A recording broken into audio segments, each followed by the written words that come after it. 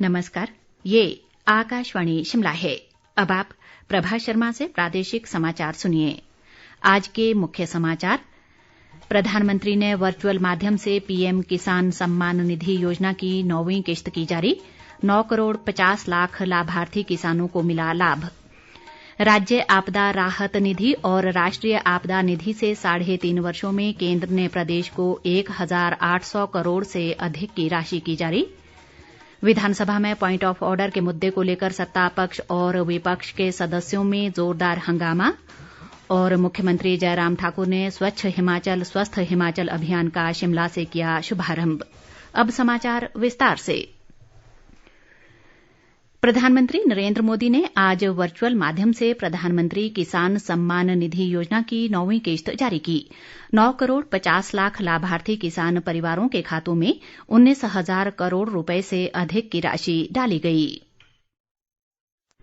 19,500 करोड़ रुपए से भी अधिक ये रकम सीधी उनके खाते में ट्रांसफर हो गई है। और मैं देख रहा हूं कई अपने मोबाइल में चेक कर रहे हैं आया क्या, और फिर एक दूसरे को ताली दे रहे हैं।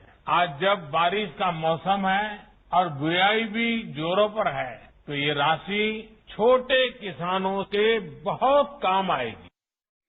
इस अवसर पर प्रधानमंत्री ने कहा कि देश कुछ ही दिनों में आजादी का अमृत महोत्सव मनाने जा रहा है और लोगों के लिए ये तय करने का अवसर है कि वे 25 वर्षों में देश को कहां देखना चाहते हैं। इस बार देश अपना 75वां स्वतंत्रता दिवस मनाने जा रहा है। ये महत्वपूर्ण पड़ाव हमारे लिए गौरव का तो है ही, ये नए संकल्पों नए लक्ष्यों का भी एक बहुत बड़ा अवसर है। देश जब आजादी के 100 वर्ष पूरा करेगा 2047 में 2047 में, तब भारत की स्थिति क्या होगी ये तय करने में हमारी खेती, हमारे गांव, हमारे किसानों की बहुत बड़ी भूमिका है। प्रधानमंत्री ने कहा कि सरकार ने न्यूनतम समर्थन मूल्य पर किसानों से अब तक की सबसे बड़ी खरीद की है, चाहे वो खरीफ हो या रबी मौसम।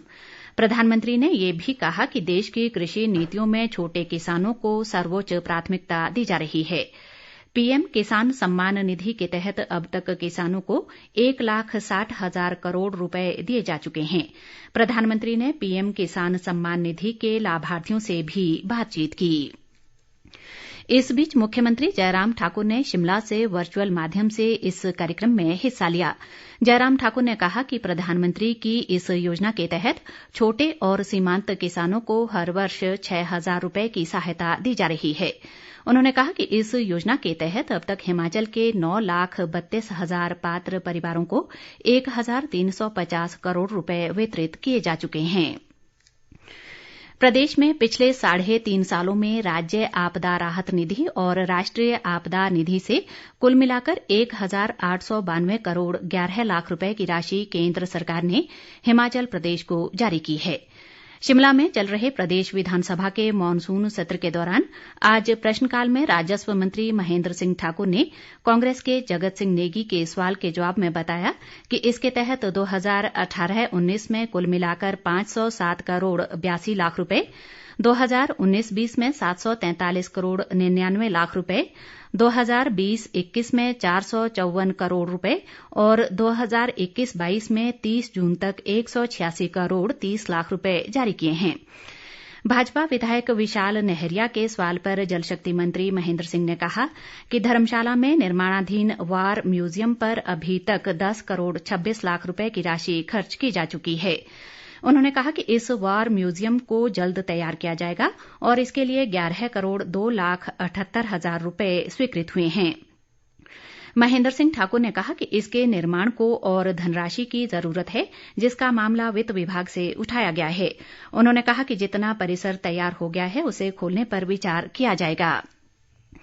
भाजपा विधायक विनोद कुमार के सवाल पर महेंद्र सिंह ने कहा कि अगस्त 2022 तक प्रदेश में लक्षित सभी 17 लाख घरों को जल जीवन मिशन से जोड़ दिया जाएगा। उन्होंने कहा कि अभी तक 14.5 लाख घरों को इस मिशन से जोड़ा जा चुका है। उन्होंने कहा कि प्रदेश में जो क्षेत्र इस योजना से नहीं जुड़ पाए हैं उन्हें सरकार ब्रिक्स और एडीबी स्कीम से जोड़ेगी।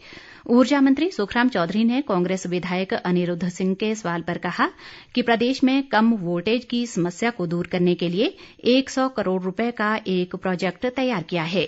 उन्होंने कहा कि कसुम्पटी विधानसभा क्षेत्र में 225 नए ट्रांसफार्मर लगने हैं और इनमें से 178 स्थापित कर दिए गए हैं और बाकी जल्द लगा दिए जाएंगे। भाजपा विधायक कर्नल इंद्र सिंह के सवाल के जवाब में कृषि मंत्री वीरेंद्र कंवर ने कहा कि राज्य सरकार 1,62,000 क्विंटल बीज बाहरी राज्यों से आयात करती है, जबकि प्रदेश में 58,000 क्विंटल बीज ही पैदा किया जाता है।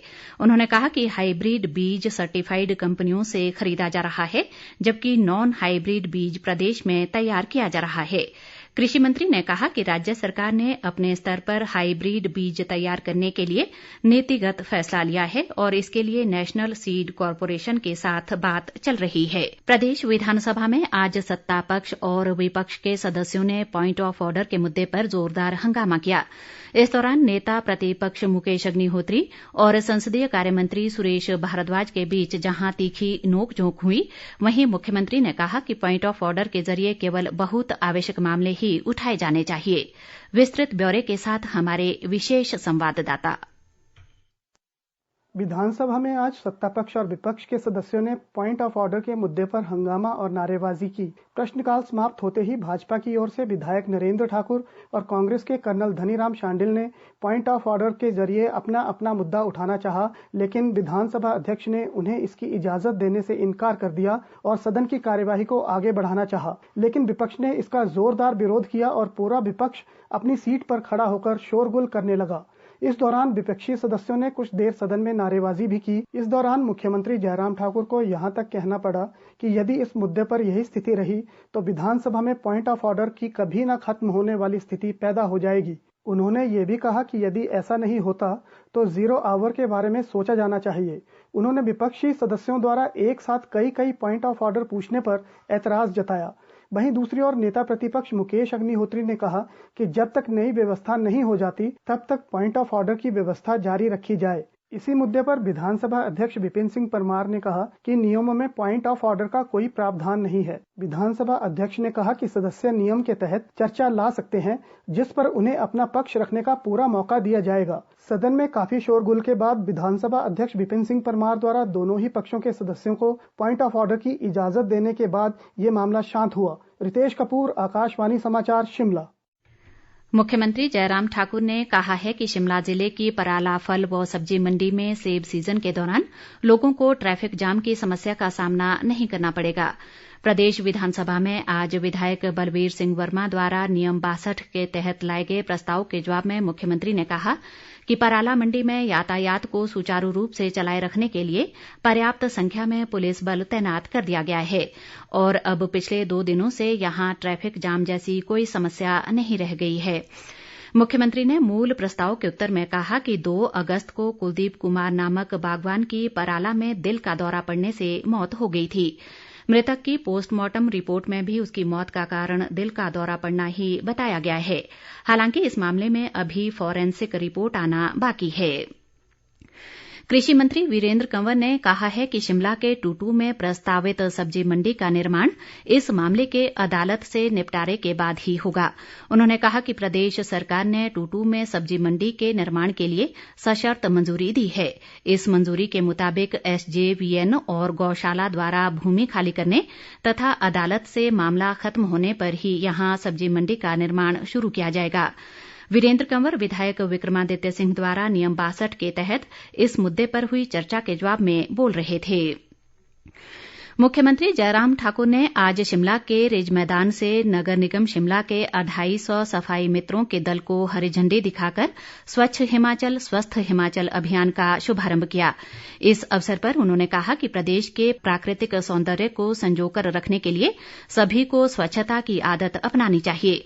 मुख्यमंत्री ने कहा कि राज्य सरकार ने प्लास्टिक और थर्माकोल कटलरी के उपयोग पर पूर्ण प्रतिबंध लगाया है।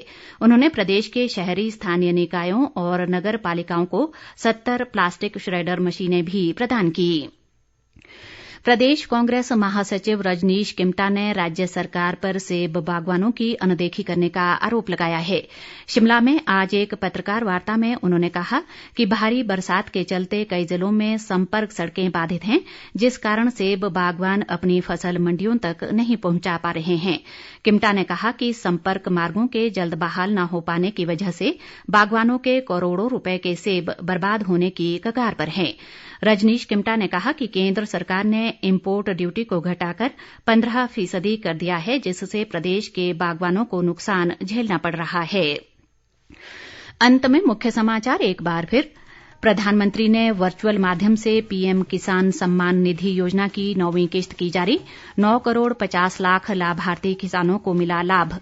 राज्य आपदा राहत निधि और राष्ट्रीय आपदा निधि से 3.5 वर्षों में केंद्र ने प्रदेश को 1800 करोड़ से अधिक की राशि की जारी। विधानसभा में पॉइंट ऑफ ऑर्डर के मुद्दे को लेकर सत्ता पक्ष और विपक्ष के सदस्यों में जोरदार हंगामा। और मुख्यमंत्री जयराम ठाकुर ने स्वच्छ हिमाचल स्वस्थ हिमाचल अभियान का शिमला से किया शुभारंभ। इसी के साथ ये समाचार बुलेटिन समाप्त हुआ। नमस्कार।